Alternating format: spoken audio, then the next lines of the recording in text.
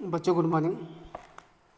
कल हमने पढ़ा था न्यूटन की गति का जो द्वितीय नियम होता है, F proportional to d p upon d t, या फिर एफ प्रोपोर्शनल टू एम ही minus u upon d t, या फिर एफ बराबर एम इंटू ए। अब इसमें आता है उदाहरण, जैसे हमने फर्स्ट गति के फर्स्ट नियम के उदाहरण पढ़े थे कि जब क्रिकेट खेलते समय क्रिकेट का जो खिलाड़ी होता है कैच पकड़ते समय अपने हाथों को क्या करता है, पीछे की ओर कर लेता है।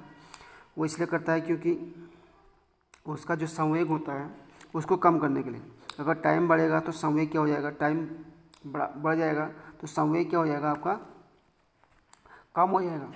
संवेग में परिवर्तन क्या हो जाएगा आपका, कम हो जाएगा, जिससे क्या होगा आपका फोर्स यानी बल उसके हाथों में कम लगेगा, मतलब उस पर चोट नहीं आएगी। ठीक है, इसलिए क्रिकेट का खिलाड़ी क्या करता है, अपने हाथों को क्या करता है, पहले पीछे करता है धीरे से और फिर उससे धीरे धीरे ऊपर की ओर लाता है, यानी कैच पकड़ता है।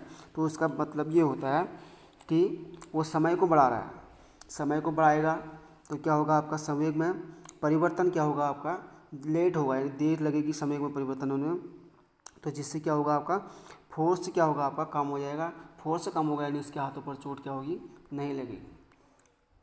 ठीक है, तो वैसे ही जब हम क्या करते हैं, फर्श पर कूदते हैं खुले पैरों से, अब एक बजरी में या बालू में कूदते हैं तो हमको क्या लगता है, फर्श में ज़्यादा चोट लग जाती है।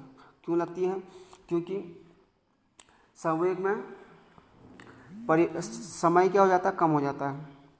ठीक है, समय कम हो जाने से क्या, संवेग में परिवर्तन बहुत जल्दी हो जाता है।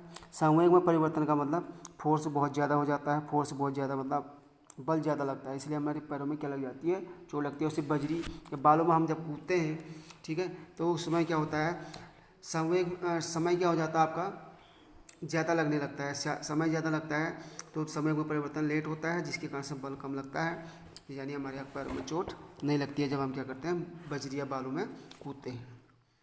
ठीक, अब आता है हमारा अगला जो टॉपिक है, न्यूटन की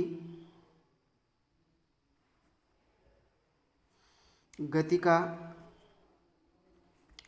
तृतीय नियम। इस नियम के अनुसार यदि कोई वस्तु किसी दूसरी वस्तु पर क्या लगाती है, बल लगाती है, तो दूसरी वस्तु भी पहली वस्तु पर बराबर मात्रा में विपरीत बल लगाती है। ये न्यूटन की गति का तृतीय नियम कहलाता है। ठीक है, जैसे कि वस्तु ए है और एक वस्तु क्या है, बी है। अगर ए वस्तु अपनी ओर क्या लगा रही है, F1 बल लगा रही है, ठीक है, बी वस्तु भी क्या लगाएगी, अपनी ओर क्या लगाएगी, F2 बल लगाती है, बराबर मात्रा में बल लगाएगी। लेकिन दिशा क्या होगी, इन दोनों की क्या होगी, विपरीत होगी। यानी F1 बराबर आपका F2, या तो माइनस यहाँ पर लगा देते हैं। इसका कहने का मतलब यह है, यदि ए वस्तु बी वस्तु पर बल लगा रही है तो बी वस्तु भी ए वस्तु पर क्या लगाएगी, मात्रा में परिमाण में बराबर लेकिन विपरीत दिशा में क्या लगाती है, बल आरोपित करती है। इसलिए ए भी एक वस्तु है। ठीक है, ए ने कितना बल लगाया है बी पर, F1 अपनी ओर लगाया है, बी ने ए पर कितना लगाया, F2 लगाया है। दोनों का क्या परिमाण बराबर है, लेकिन माइनस चिन्ह बताता है कि दोनों की दिशा क्या होती है, विपरीत होती है। ठीक है, तो न्यूटन की गति का नियम क्या कहलाता है, आपका क्रिया प्रतिक्रिया का नियम भी कहलाता है। क्रिया प्रतिक्रिया का नियम भी कहलाता है, क्योंकि क्रिया जो पहले बल लगाया वो क्रिया होगी। ये जो ए ने बी पर बल लगाया तो ये क्रिया हो गई। ठीक, बी ने ए पर लगाया तो क्या हो जाएगी, प्रतिक्रिया हो जाएगी। ठीक है, तो ये न्यूटन की गति का तृतीय नियम होता है। ठीक, अब जैसे इसके उदाहरण होते हैं कि जब हम पृथ्वी पर चलते हैं तो पहले हम क्या अपने आगे के जो पैर हैं उसको क्या करते हैं, पीछे की ओर दबाते हैं। जितना बल हम नीचे की ओर लगाते हैं, पृथ्वी हमको क्या लगाती है, उतना ही बल आगे की ओर चलने के लिए क्या करती है, बल लगाती है। जैसे ये पृथ्वी है, तो हम क्या करते हैं, इस पर तिरछा बल लगाते हैं। एफ बल क्या लगाते हैं, तिरछा बल लगाते हैं। ठीक है। पृथ्वी पर अगर क्षैतिज से थीटा बनाते हैं तो इसके दो घटक करते हैं बल के, ये तो एफ कॉस थीटा हो जाता है, दूसरा क्या हो जाता है ये एफ साइन थीटा हो जाता है। ये एफ कॉस थीटा आगे की ओर हमको बढ़ाने के लिए मदद करता है, और जो एफ साइन थीटा है वो हमारा क्या करता है, वेट संभालता है।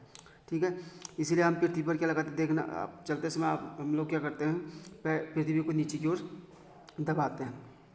ठीक, तो ये क्रिया प्रतिक्रिया के नियम के द्वारा ही संभव हो पाता है कि हम आगे की ओर चलते हैं।